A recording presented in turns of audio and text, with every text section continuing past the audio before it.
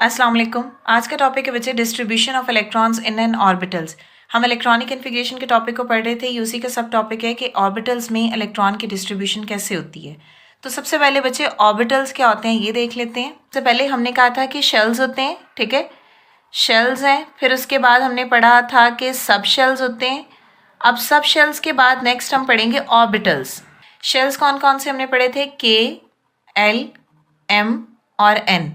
सब शेल्स कौन से थे? S, P, D and F. Orbitals क्या होते हैं? ऑर्बिटल्स बोलते हैं बच्चे ओरिएंटेशन को। जो पी है उसकी 3 ओरिएंटेशन होगी, P X, P Y and P Z. Electron in orbitals में कैसे आएंगे आज हम वो पढ़ेंगे, ठीक है। फर्स्ट पॉइंट क्या है? The filling of electron in orbitals is represented by a box diagram. Means जो ऑर्बिटल होंगे उनको हम किससे रिप्रेजेंट करेंगे बच्चे? बॉक्स से।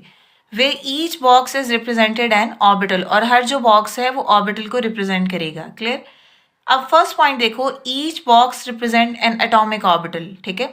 जो हर बॉक्स है उसका मतलब क्या होता है कि एक एटॉमिक ऑर्बिटल होगा। Each orbital can occupy maximum of 2 electrons. जो हर ऑर्बिटल है बच्चे उसमें मैक्सिमम 2 इलेक्ट्रॉन्स आ सकते हैं, ठीक है। मैक्सिमम 2 से ज़्यादा इलेक्ट्रॉन आप नहीं ऐड कर सकते।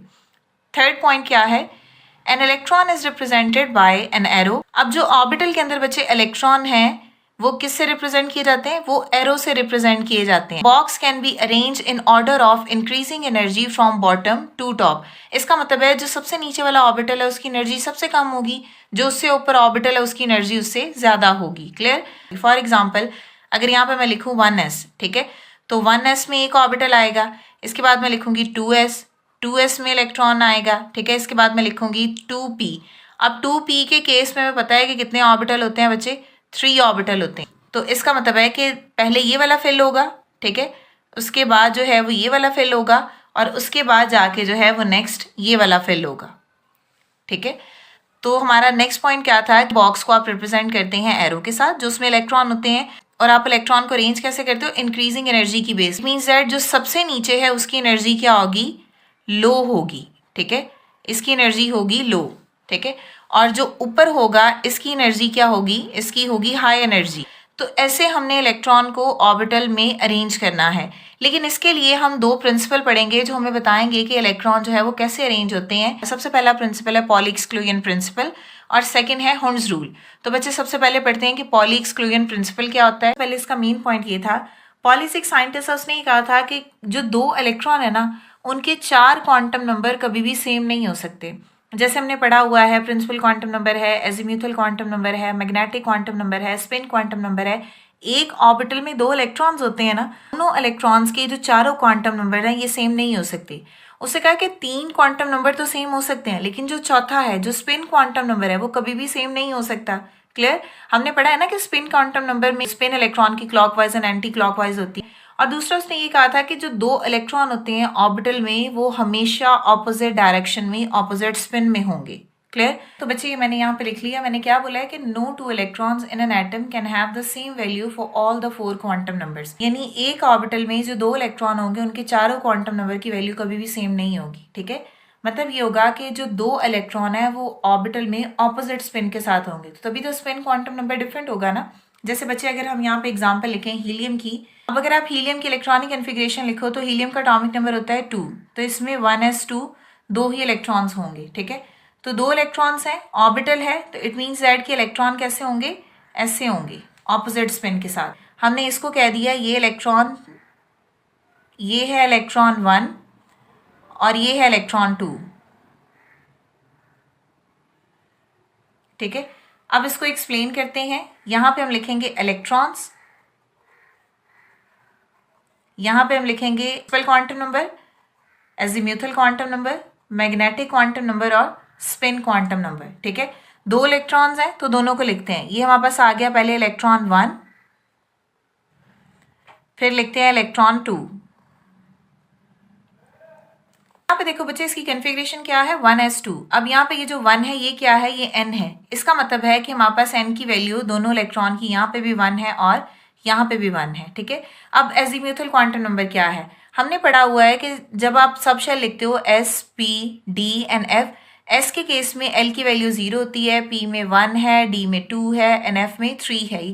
तो अब यहाँ पे देखो एस के केस में हमारे पास एल की वैल्यू कितनी है 0, तो दोनों इलेक्ट्रॉन की वैल्यू कितनी आएगी बच्चे 0। अब एम की वैल्यू क्योंकि एल पे डिपेंड करती है तो इसमें एम की वैल्यू क्या होगी बच्चे, वो भी 0।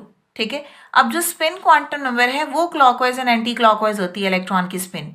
अगर एक इलेक्ट्रॉन की स्पिन +1/2 है तो दूसरे इलेक्ट्रॉन की स्पिन बच्चे -1/2 होगी। इसका मतलब है कि ये स्पिन है बच्चे एंटी क्लॉकवाइज और ये स्पिन है बच्चे क्लॉकवाइज।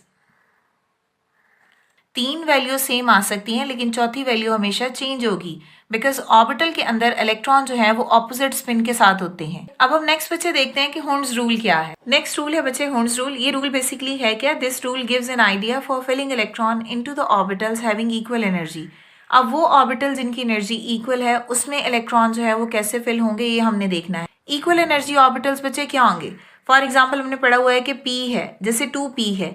अब इस 2p के केस में इसके तीन ऑर्बिटल्स बच्चे बनते हैं 2px, 2py और थर्ड है 2pz। अब ये जो तीनों ऑर्बिटल्स हैं बच्चे इसको हम बोलते हैं डीजेनरेट ऑर्बिटल्स, मींस जिनकी एनर्जी सेम हो, हैव सेम एनर्जी। हमने ये देखना है कि इलेक्ट्रॉन इन ऑर्बिटल्स के इन सेम एनर्जी वाले ऑर्बिटल्स में कैसे फिल होते हैं। ठीक है, फॉर एग्जाम्पल बच्चे हमारे पास कोई भी अगर एटम आप लिख लो, फॉर एग्जाम्पल अगर हम एग्जाम्पल लिखें, हमारे पास जो p ऑर्बिटल है, जो p सब शेल है, उसमें फॉर एग्जाम्पल बच्चे 3 इलेक्ट्रॉन्स हैं। ठीक है, अब p ऑर्बिटल में 3 इलेक्ट्रॉन है। ठीक है, हमने कहा कि 2p में 3 इलेक्ट्रॉन है, कोई भी एग्जाम्पल लिख लो। अब हम क्या करेंगे, हम इसकी 3 ओरिएंटेशन ड्रॉ करते हैं, ये हमने यहाँ पे लिख ली। ठीक है, ये है बच्चे 2px, ये है 2py और ये है 2pz। अब क्या हो सकता है, अब एक कंडीशन तो ये है 3 इलेक्ट्रॉन है, तीनों में एक एक ऐड कर दो। ठीक है, दूसरी कंडीशन क्या हो सकती है कि 3 इलेक्ट्रॉन है, पहले में 2 ऐड कर दो ऑपोजिट स्पिन के साथ और दूसरे में 1 इलेक्ट्रॉन ऐड कर दो, अगला खाली रहेगा। ठीक है, अगेन ये भी 2px है। अगर 3 से ज़्यादा इलेक्ट्रॉन है तो इलेक्ट्रॉन ऑर्बिटल में सेपरेट फील्ड होंगे विद सेम स्पिन के साथ होंगे। ठीक है, जब चौथा इलेक्ट्रॉन बचे फॉर एग्जाम्पल यहाँ आएगा तब जाके यहाँ पे इलेक्ट्रॉन जो है वो ऑपोजिट स्पिन के साथ शो होगा। वो हम नेक्स्ट एग्जांपल करेंगे तो हमें और ज़्यादा क्लियर हो जाएगा। अब बच्चे मैंने यहाँ पे कहा कि ये वाला तरीका गलत है और ये सही है, ये कैसे सही है, तो इस रूल को पढ़ते हैं। व्हेन डीजेनरेट ऑर्बिटल मीन्स इनकी सेम एनर्जी होगी। जैसे P है, उसके 3 ऑर्बिटल हैं px, py, pz, तो तीनों डीजेनरेट हैं, तीनों की एनर्जी सेम है। When degenerate orbital are available and more than 2 electron are to be placed, अगर कोई डीजेनरेट ऑर्बिटल है इसमें 2 से ज़्यादा इलेक्ट्रॉन उसमें हैं, are to be placed in them, तो वो इलेक्ट्रॉन कैसे होंगे प्लेस, वो हमने देखना है बच्चे। They should be placed in separate orbital, उनको हमने सेपरेट ऑर्बिटल में रखना है। ठीक है, तो एक पॉइंट यहाँ पे ये क्लियर होगा और यहाँ पे ये गलत हो गया क्योंकि यहाँ पे हमने देखो क्या किया है, हमने एक ही में 2 फिल कर दिया और एक खाली रह गया है। ठीक है, तो इस वजह से ये गलत हो गया। विद द सेम स्पिन, अब यहाँ पे सेम स्पिन है, दोनों अपवर्ड है। अब यहाँ पे देखो 2 की ऑपोजिट स्पिन है और एक की सेम स्पिन है, तो ये यहाँ पे ये फिर गलत हो गया। Rather then in the same orbital with the opposite spin, तो इन शॉर्ट ये कि अगर ऑर्बिटल में 3 से ज़्यादा इलेक्ट्रॉन होंगे, अगर कोई डीजेनरेट ऑर्बिटल है उसमें 3 से ज़्यादा इलेक्ट्रॉन है तो आप उन इलेक्ट्रॉन को सेम स्पिन के साथ सेपरेट ऑर्बिटल में प्लेस करोगे। क्लियर है, तो ये है बच्चे हुर्न्स रूल।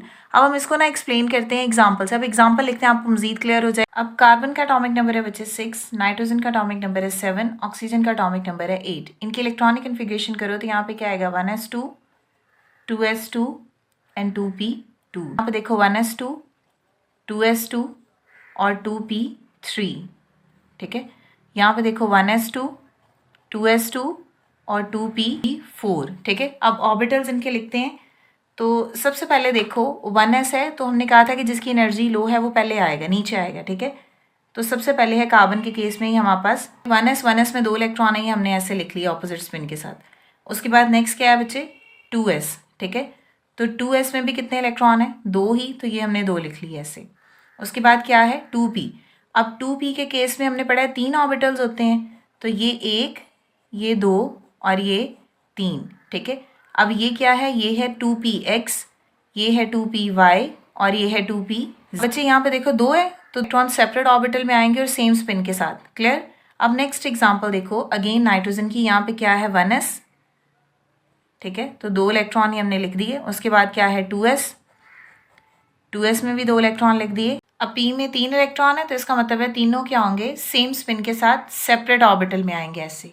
ठीक है, ऑक्सीजन में अगेन पहला है 1s2, तो 1s में कितने इलेक्ट्रॉन है, 2 आगे। उसके बाद है 2s, और 2s में कितने इलेक्ट्रॉन है बच्चे, 2 ही। तो इसका मतलब है कि यहाँ पे 2 इलेक्ट्रॉन आगे। उसके बाद क्या है 2p, 2p में 3 ऑर्बिटल हैं, 2px, 2py एंड 2pz।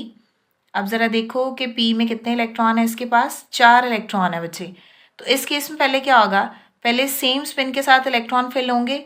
जब ये ऑर्बिटल फिल हो जाएंगे तो चौथा इलेक्ट्रॉन जो है वो इस पे ऑपोजिट स्पिन के साथ इसमें रखा जाएगा।